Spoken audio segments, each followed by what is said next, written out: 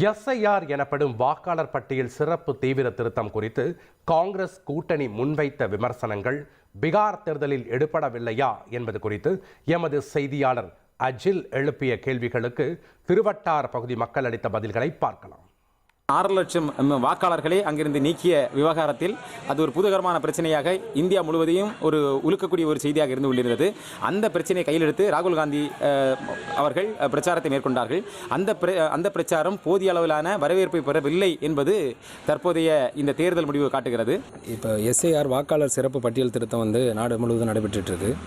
நடந்து முடிந்த பீகார் சட்டமன்ற தேர்தலில் இப்போ காங்கிரஸ் இதை ஒரு பிரச்சனையாக கொண்டு வந்தாங்க. அது காங்கிரஸுக்கு எந்த வகையிலையும் பீகார் சட்டமன்ற தேர்தலில் கை கொடுக்கல அப்படின்றது தான் உண்மை. தமிழ்நாட்டிலையும் இப்போ அவசர கதியில் இது முன்னெடுக்கிறது எந்த வகையில் இது நேர்மையாக நடக்கும் அப்படின்றது தெரியலை.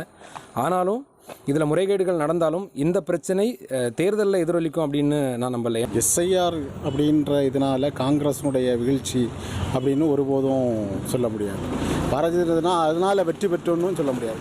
காங்கிரஸினுடைய நிலைப்பாட்டிலேருந்து காங்கிரஸ் வழுதி போனதுனால வந்த வீழ்ச்சி தான் இது. தமிழ்நாட்டில் எஸ்ஐஆர்னால் ஒரு மாற்றம் வந்துடுமான்னு கேட்டால் முடியாது.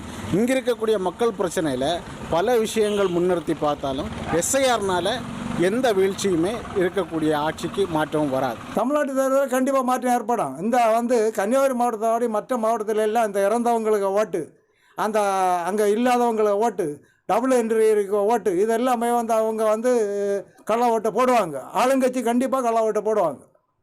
அது இன்னும் நடக்காது. பீகார் தேர்தல் முடிவுகள் குறித்தும் இந்த தேர்தலில் காங்கிரஸ் கட்சி மிக வலுவான விமர்சனமாக வைத்த எஸ்ஐஆர் பீகாரில் எந்த விதமான தாக்கத்தை ஏற்படுத்தியது, வரக்கூடிய தமிழக சட்டமன்ற தேர்தலில் இது எந்த விதமான தாக்கத்தை ஏற்படுத்தும் என்பது குறித்து திருவட்டார் பகுதி மக்களின் கருத்துக்களை கேட்டோம்.